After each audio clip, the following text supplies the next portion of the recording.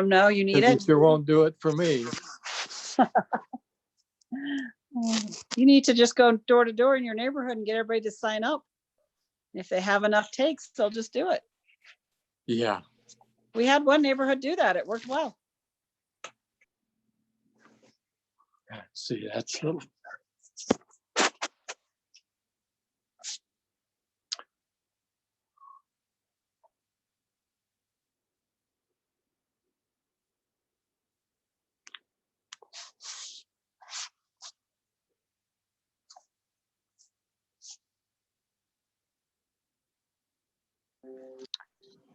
Hello.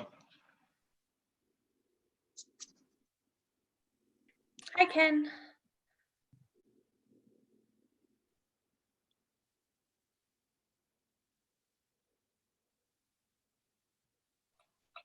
Hi, Wayne. Can you hear us okay? I can. Thanks, Nicole. Great. Thank you. That happened both times I logged on at 4:30 and 6:30. It kicked me off first, and then when I dialed back in, it was okay. Sometimes it takes a minute because I have to promote you from an attendee to a panelist. Oh, So if you okay. just wait 1 second, usually it'll convert you, but it looks like it's kicking you off. Yeah, okay. Just be patient, in other words. Yeah. I can do that.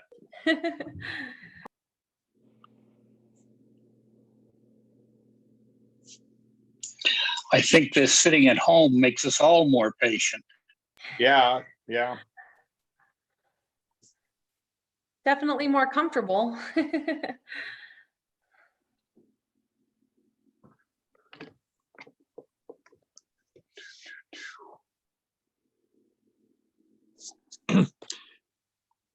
Nicole, have you had anyone signed up for public comment?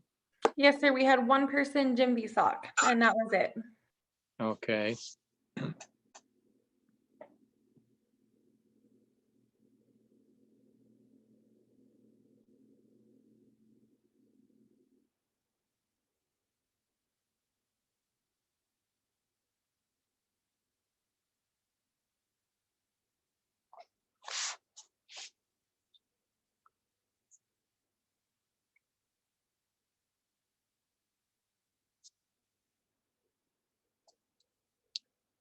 Let's see.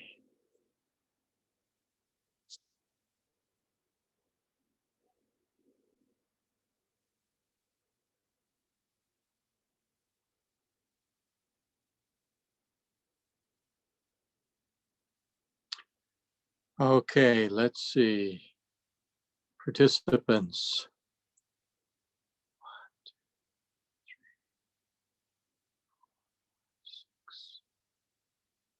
Jake isn't in yet? No, sir, not yet. He's got the opening ceremony, if he's going to do one.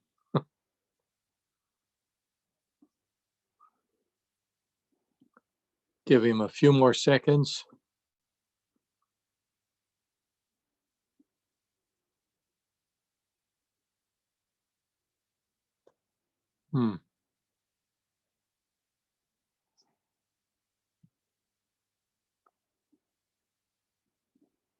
Well, we'll just go ahead and get started.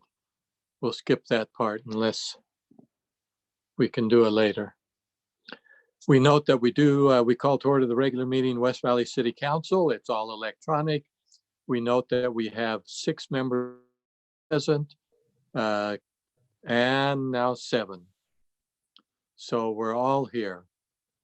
Councilman Fitissimano, have you got a opening ceremony planned, or will we just pass? Yeah, thank you, Mayor. Not Okay. necessarily an opening ceremony per se, but just a quick statement to open with that today. It actually happens to be National Superhero Day. And whatever superhero you're thinking of when I mentioned that is fine to celebrate them today. But I did want to give a shout out and appreciation and acknowledgement of folks who I personally feel are heroes, especially at this time. Who are our first line responders, our law enforcement folks, our first responders, our healthcare workers who are working hard to keep us safe and to flatten the curve and make sure that we all, as many of us as possible, ride out this pandemic. And I did want to give them a shout out and appreciation. Hope they're all getting their free meals from McDonald's and other companies that I know are showing their appreciation in different ways as well. And with that, that's our opening statement or opening ceremony that I had. Thank you. All right, thank you. Then our minutes of April 21st. Someone like to make a motion in a second? I move to approve our minutes of April 21st. Second. Properly done. Any further comments? Seeing none. All in favor of approving the minutes, please say aye. Aye. Those opposed say no. Passes unanimously. Next, we have our public comment period. Same rules apply as in our normal meetings here electronically. And we do have one person who has signed up and requested to participate. So Nicole, if you'll put them in, I think it's Jim Visock. Mr. Visock, you are good to go. Thank you. I presume you can hear me. Yes, we can. First, I'd like to thank Nicole. In January and February, and listening to the administrative law hearing recordings, I found some recordings that I didn't get. Well, it wasn't because they weren't sent, it's because for some reason there was a glitch and there was no recording. Today we had a lot of back and forth and she was able to get me that information because, you know, unchecked government leads to out of control government. And, you know, of course, you automatically think, okay, what are they hiding? The other thing I have is in the study meeting, Mr. Pyle talked about a spreadsheet of about the budget and stuff that's coming out and private talking between you guys. I know you're going to have a public comment section, but if that is available to the public, I would like access to the spreadsheet and any other information that would make it easier, you know, going through this 20-page budget. If that's available, I'm a little concerned about the behind the scenes talking, you know, on the one-on-one about a budget things and stuff like that. So I'd like to be included in that if that is allowed. That's all I have. Thank you. Nicole, is there anyone else? No, sir. Okay. Thank you. Well, an interesting comment to be included. I don't quite know how I would work that since I often one-on-one talk with the city manager, assistant city manager, just in gathering information and clarifying what's on the agenda, what's happening from other meetings, etc. I just don't know how that could work. And that certainly is not council total business and certainly nothing that's done in any meeting. I know staff is constantly meeting together themselves to discuss budget. I'm sure, Wayne, and you can correct me if I'm wrong, but when they make a report to you, they've got to have talked about the budget, but those are draft proposals and draft information is normally not ever released to the public because it's just you know, work papers. And when we have final products, then we release those. And when we have discussions as a council, we make those available to everyone. I'm not aware of any spreadsheet. I think he must be referring, Wayne, to the one you're going to prepare or working on, right? That isn't even finished. Is that right? Yes, thanks, Mayor. Yeah, so that spreadsheet that I referred to in the other meeting is one that would follow the same rules as anything else I've produced that would be used either as a draft document like you're talking about, and when a finished product is ready and or that is produced and given to the whole council, like in this case, which I intend to do, that'll be included at some point in a budget presentation or a message to the council. So that would come out at that point in public anyway. But as far as responding individually to any of Mr. Visak's requests for a conversation or participation in camp conversations, the only thing I would say is, yeah, we follow all the laws. We're very well aware of them, and we do everything legally and according to public hearing rules. So that's all I really would add to that. And we have to be able to have conversations, certainly never with a quorum of the council. But in order just to accomplish our business, an issue may come up where I have questions, and I will call and talk to the city manager or someone he has designated to clarify a question, whether it be on ordinance enforcement, on the budget, or anything else. And that's just the way we function. And that has been accepted as a standard for government for a long time. Although Wayne, I will talk to you a little bit later. I would like to produce, a little something to add to our agenda for next week. A summary, a high level summary, and not a lot of information. Okay, thanks, Mayor. We'll talk about that and see, just so that the public has some understanding in a little different way. But anyway, hey, Mayor. Yes. And I actually didn't mention this in the study meeting, but I can't remember if it was released as part of the council packet or not, but would be as part of the budget process. When you release a tentative budget for consideration and then approval, a budget message, which at least in a narrative form will give that kind of high level information, just like I talked about with the council. In fact, this year's includes really basically the same information I've already given the council is part of that public document. So I can't remember if that was part of the packet that's already been produced, but it would be as part of the budget process coming up. So yeah, that typically comes along that line, and we'll do other stuff too. Yeah, that typically comes a little later in the process. Yeah. And so any other comments you want, Wayne? No, sir. Thanks. Any council comments? Then let's keep moving on. Resolution 20-44 to approve an amendment to an existing agreement between the city and Salt Lake County governing the use of home investment partnership funding. They added another $100,000 to that in conjunction, I believe it was with the earthquake and the repairs, that funds that would be available to those who had their homes damaged in the earthquake.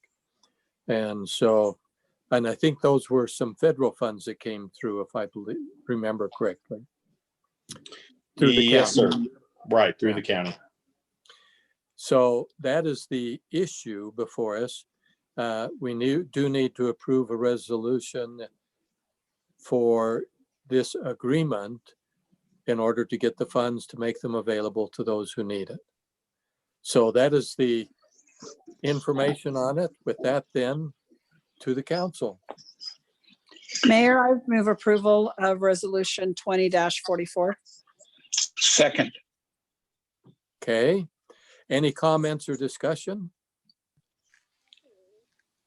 Seeing none. This is when you need to turn on your microphones and vote.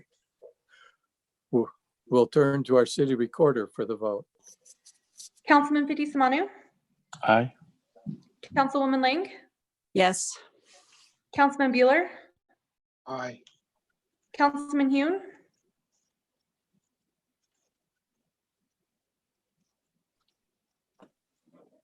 Councilman Hune,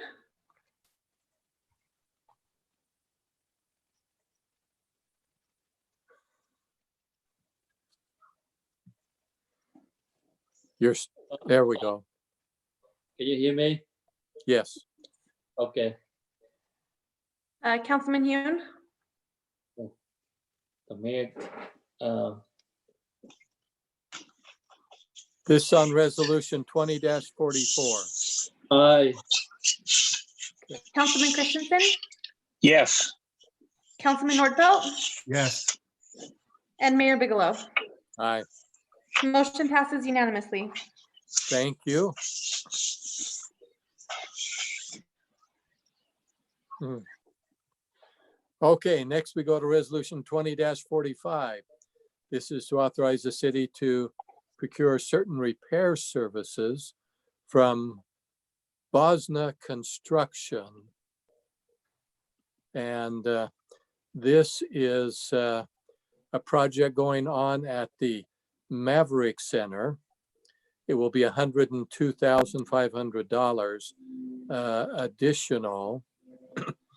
This is work that's being done at the Maverick Center on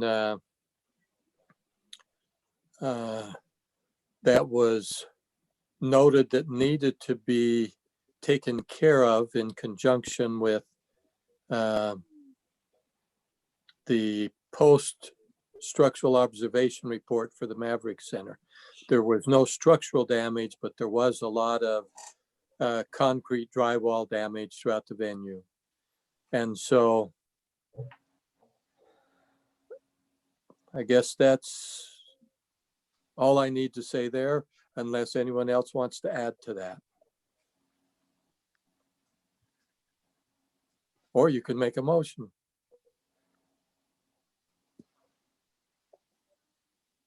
Move for approval of resolution 20-45. Second. Properly before us, seeing no comments, we'll turn to our city recorder for the vote. Councilman Fitzie Umanu, Aye. Councilwoman Lang, Yes. Councilman Bueller, Aye. Councilman Hune, Aye. Councilman Christensen, Yes. Councilman Nordfelt, Yes. and Mayor Bigelow. Aye. Motion passes unanimously. Okay, next we have resolution 20-46. This is a second change order number 2 to our contract with Acme Construction on the 2700 West Improvement Project. This is an interesting one that is $70,000. It is for the purpose of where we're laying asphalt to use a fiber reinforced asphalt. This fiber reinforced asphalt has a longer life, and it will, they're going to repave, I guess, 4 inches, rototill it down, repave it, and in the top 2 inches, they will put this fiber reinforced asphalt. Comes highly recommended. This is, I believe, our first location to use this. And if things go well, we look at possibly doing that on 4100 South and other projects. But on this project, it's on 2700 West between 3500 South and 4100 South. That is the introduction to the issue before us. Move for approval of resolution 20-46. Second. Okay, any further comments? Hearing none, then to our city recorder. Councilman Nordfelt, Yes. Councilman Christensen, Yes. Councilman Hune, Aye. Councilman Bueller, Aye. Councilwoman Lang, Yes. Councilman Fitzie Umanu, Aye. and Mayor Bigelow. Aye, Motion passes unanimously. thank you. Next, we have 2 items on the consent agenda. Resolution 20-47 and 20-48. They are both easement purchase agreements along with a permanent easement. The first one from at 3857 South Lee Mauer Street, and the other one at 3867 South Lee Mauer Street. These are again those routine projects, the work we're doing along the edge of the road, and we have a few more of them. Should be getting pretty close to the end, but those are the items on our consent agenda. to the council.